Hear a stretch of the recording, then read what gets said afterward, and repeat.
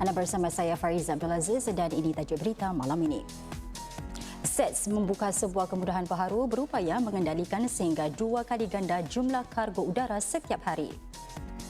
Kes gesa pemerintah kaji semula had $20,000 sedia ada untuk failkan tuntutan kecil. Sebuah alat realiti maya yang baharu boleh kesan tanda pradimensia dengan ketepatan sehingga 90%.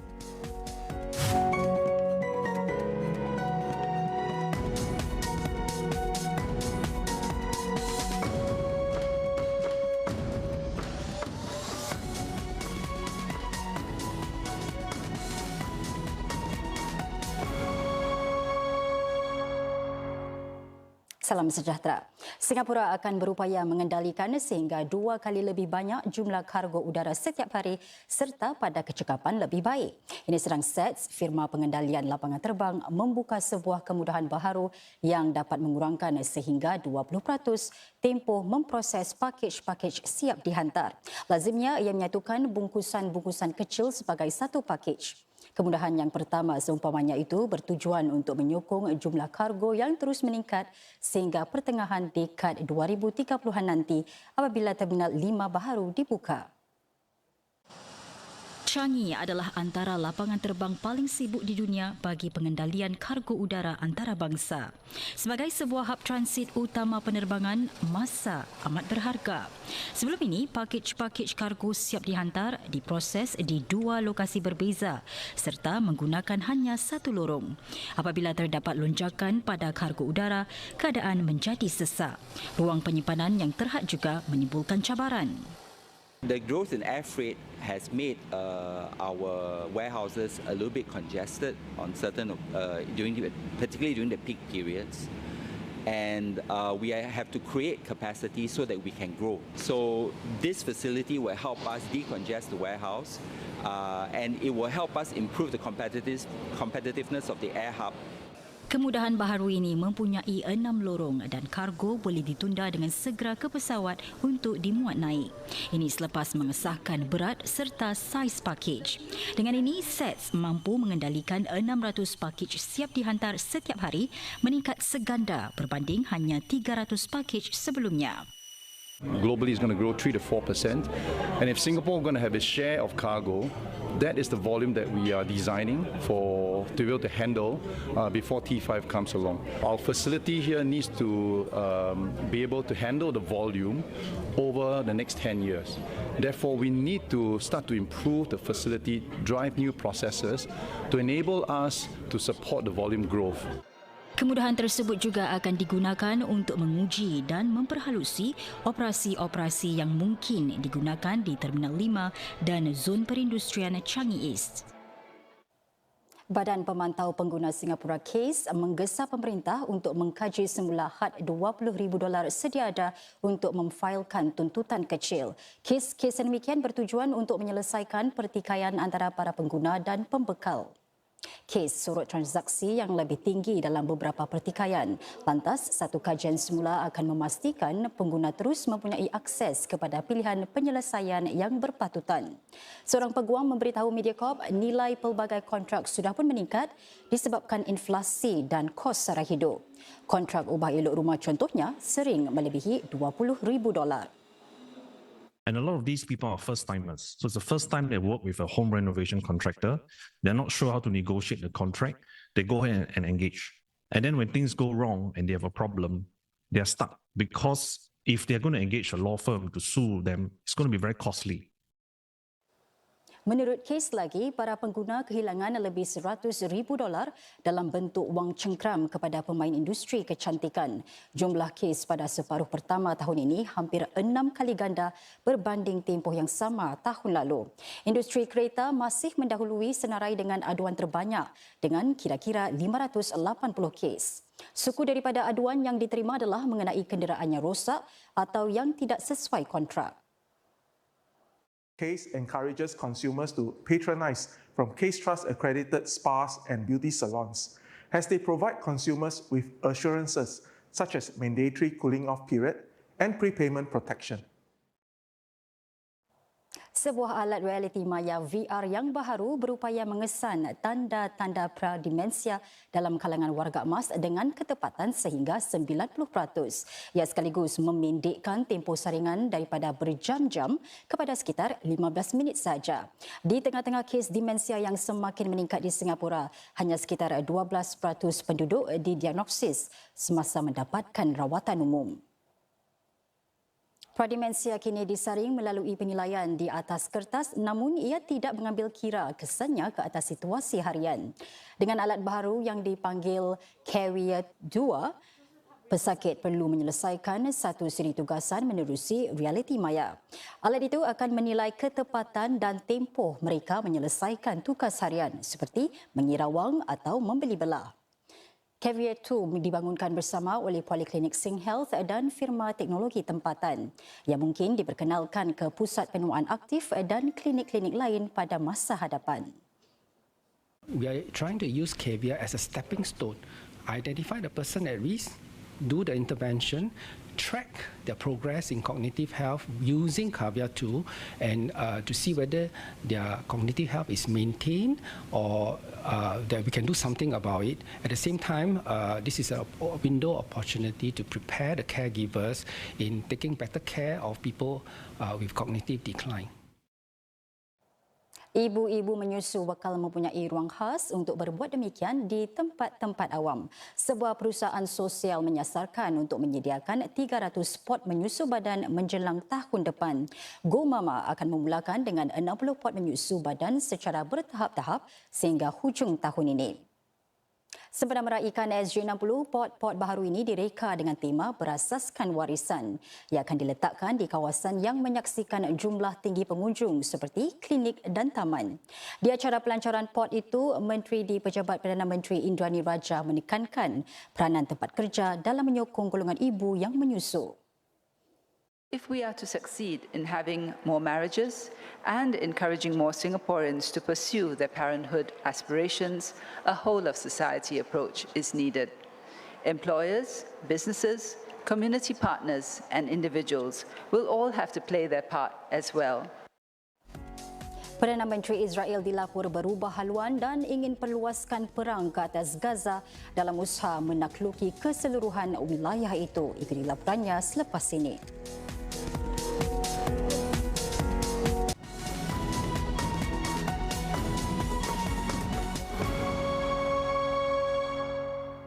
Selamat bertemu kembali. ASEAN sedang mempercepatkan usahanya untuk menjadi sebuah pasaran tunggal. Setiausaha Agungnya Kau Kim Hon berkata, matlamat itu mungkin dapat dicapai dalam tempoh 5 hingga 10 tahun sedang blok serantau itu mengambil langkah untuk mengurangkan tarif dan sekatan dagangan. Bercakap di Forum Geopolitik Tahunan, Dr. Kau berkata, ASEAN tidak mempunyai pilihan tetapi untuk meneruskan dengan usahanya di tengah-tengah ketidaktentuan global yang semakin meningkat dan kadar tarif baharu yang dikenakan Amerika Syarikat ke atas negara-negara anggota ASEAN. All ASEAN member states now have to face both individually and collectively to respond to US tariffs. And I think this is still very much early and there's a lot of uncertainty in there. So I think the issue now that our leaders will focus on is how to make sure we would minimize the impact of the terrorist war and to make sure that the life of people will not be too much affected.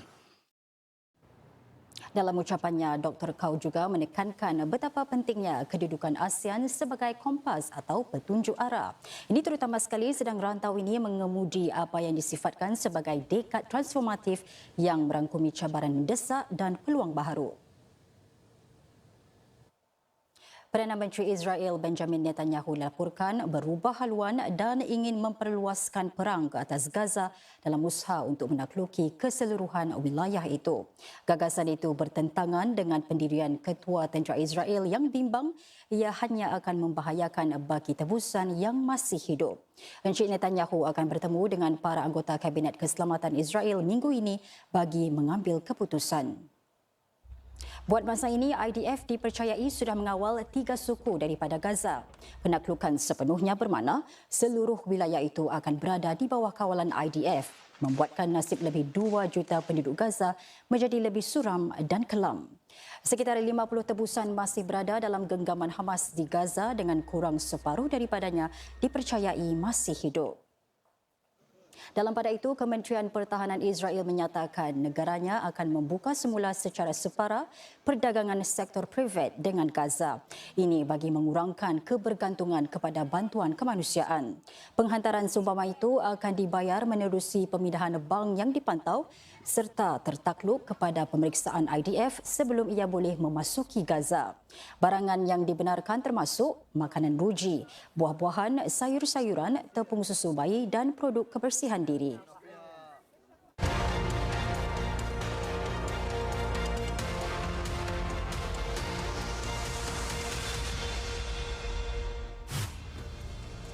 Perdana Menteri Malaysia Anwar Ibrahim berkata negaranya bersedia untuk menghantar pasukan pemantau ke sempadan Thailand Kemboja jika kedua-dua pihak bersetuju. Sejak semalam, Kuala Lumpur menjadi tuan rumah rundingan awal Jawatankuasa Am Sempadan Thailand Kemboja atau GBC. Rundingan peringkat awal dalam kalangan pegawai tentera berlangsung selama 3 hari. Rundingan utama GBC dijadualkan lusa antara Timbalan Menteri Pertahanan Thailand dengan Menteri Pertahanan Kemboja dan bakal dimuktamadkan pada Khamis ini. India menolak ancaman Presiden Amerika Syarikat Donald Trump untuk mengenakan kadar tarif lebih tinggi ke atas produknya. New Delhi menyatakan ia menjadi sasaran Amerika Syarikat dan Kesatuan Eropah kerana mengimport minyak dari Rusia, sedangkan kedua-duanya masih bergantung kepada produk dan perdagangan dengan Rusia. India menyifatkan tindakan itu sebagai tidak wajar dan tidak munasabah sambil menegaskan akan mengambil segala langkah yang perlu untuk melindungi kepentingan negara dan keselamatan ekonominya. Sebelum ini, Presiden Trump mengumumkan kadar tarif sebanyak 25% untuk produk India. Pihak berkuasa Jepun sedang menyiasat punca kebakaran semasa satu pesta bunga api di Bandar Yokohama. 2 daripada 8 tongkang dilaporkan terbakar selepas bunga api dilancarkan. 5 pekerja di atas salah sebuah bot terpaksa terjun ke laut untuk menyelamatkan diri. Seorang pekerja dibawa ke hospital akibat kecederaan ringan. Menurut pihak penganjur acara, terdapat kerusakan pada sistem pelancaran bunga api sehingga hilang kawalan. Koleksi buku mengenai wira-wira sukan tempatan diterbitkan sempena memperingati tahun ke-60 kemerdekaan Singapura. Dan Night Safari sambut 4 Tasmanian Devil dari Australia. Kami bawakan laporan-laporan tersebut selepas ini.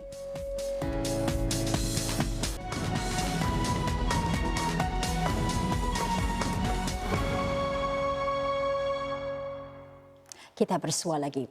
Indonesia kini negara pengeluar beras utama di Asia Tenggara mengatasi Thailand dan Vietnam. Ia tahun ini mahu menghasilkan 32 juta tan beras iaitu pertambahan 3% berbanding tahun lalu. Bagaimanapun, ia kini berdepan dengan cabaran berkurangnya bilangan petani sawah padi serta isu-isu lain. Koresponden Chatni Vadvani melaporkan. Satu sejarah dicapai dalam jaminan makanan negara. Ini apabila reserve beras Indonesia di gudang-gudang pemerintah kini mencecah 4,2 juta tan. Produksi pangan kita belum pernah dalam sejarah kita memiliki cadangan beras di gudang pemerintah lebih dari 4,2 juta ton. Beras, jagung juga produksinya naik 30%. Beras naik 48%. Dan kita akan terus tegakkan. Pihak berkuasa menyatakan ia sudah meningkatkan usaha, namun faktor-faktor seperti penggagihan yang tidak rata masih menghambat kemajuan optimum. Pasangan suami isteri Isna dan Caca bekerja 7 jam sehari, 7 hari seminggu di sawah padi ini. Mereka menuai 1,2 tan padi sekurang-kurangnya 3 kali setahun. Kesemua hasil tuaian dijual kepada kilang dan ini menghasilkan pendapatan sekitar $120 Singapura setiap 3 bulan. Belum pernah dapat gitu. Pupuk belum, uang belum. Membantu kalau dapat mah.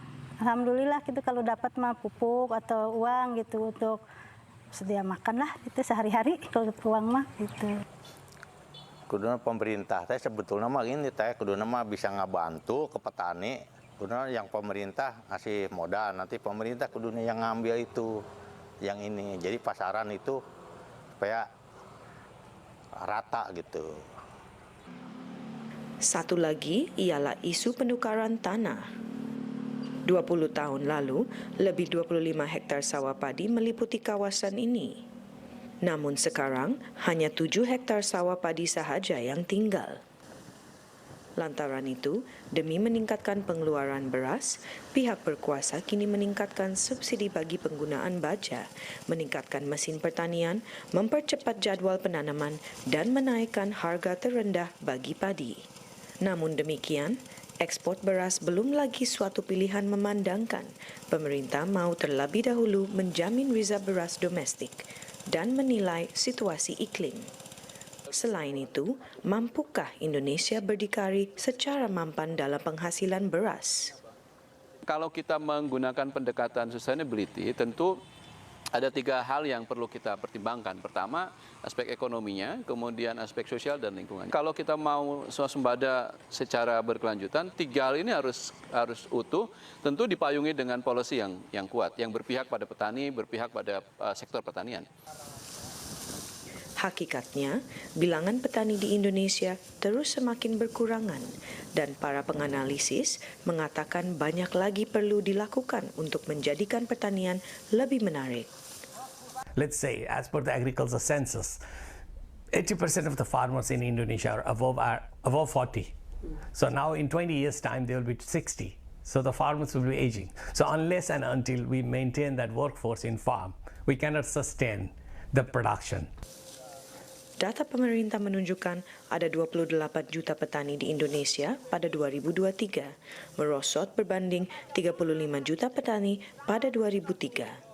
Dengan 17% daripada mereka kini memiliki kurang setengah hektar tanah milik keluarga dan 15 juta pula menanam tanaman makanan seperti padi, Indonesia perlu meningkatkan lagi kebajikan para petani jika ia mau membekalkan beras secara mampan kepada 280 juta penduduknya. Chani Wadvani untuk Berita Media Corp di Bogor, Indonesia. Daripada ketabahan kepada kegemilangan, sebuah koleksi 6 buah buku mengenai wira-wira sukan tempatan bagi memperingati kemerdekaan Singapura yang ke-60. Ia juga bertujuan untuk memberi inspirasi kepada generasi seterusnya untuk bermimpi besar dan mengejar impian sukan mereka. This series is just the beginning of what we hope will be an ongoing initiative to tell more stories of our sporting champions, past, present, and future. We want to keep building this collection, and more importantly, we want to keep building champions. Singapore's Sports Champions is both a tribute and a call to action. 8 atlet yang berani untuk bermimpi besar. Perjalanan sukan mereka kini dikisahkan dalam siri buku khas Sempena SG60. Antara atlet tempatan yang ditampilkan termasuk Ratu Pecut Shanti Pereira, pemain golf Shannon Tan dan adik-beradik bola sepak Irfan, Ihsan dan Ilhan Fandi. Buku-buku tersebut bakal tersedia untuk dibeli di kedai-kedai buku utama serta secara online. I only hope that what they do see and what they do pick up will give them a little bit of a spark to take that step, to make that decision that ultimately ends up being a great one for them down the line. Para pengunjung ke Night Safari kini boleh bertemu 4 Tasmanian Devil baharu. Haiwan marsupial pemakan daging itu menyertai daya tarikan tersebut sebagai sebahagian daripada program Duta Global. Langkah itu bertujuan meningkatkan kesedaran tentang jenis haiwan tersebut yang disenaraikan sebagai terancam pupus disebabkan serangan penyakit bara. Disumbangkan Aussie Ark, sebuah pertubuhan pemeliharaan Australia, keempat-empat muka baru itu akan bergabung dengan 3 ekor Tasmanian Devil lain yang kini bersama Night Safari. Saksikan terus saudara, salam hormat.